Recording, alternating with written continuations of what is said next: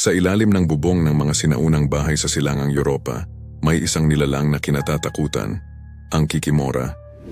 Sinasabing ito'y espiritu ng kababaihang namatay sa trahedya o hindi makatarungang paraan.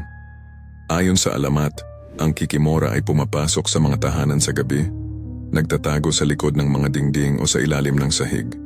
Madalas siyang inilalarawan na maliit, payat, may mahabang buhok at baluktot na mga daliri. Ang kanyang presensya ay nagdadala ng malas.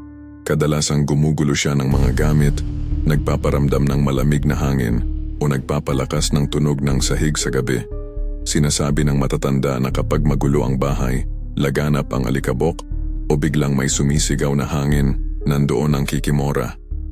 May mga kwento ring kapag mabait ang may bahay, tinutulungan niya ang gawaing bahay. Ngunit kung pabaya at magulo, magdadala siya ng sakuna. Pinaniniwalaang ang alamat na ito ay nag-ugat sa tunay na trahedya at kalungkutan ng mga kababaihang naging biktima ng pananamantala, na nagbalik bilang espiritu upang maghiganti o magbantay.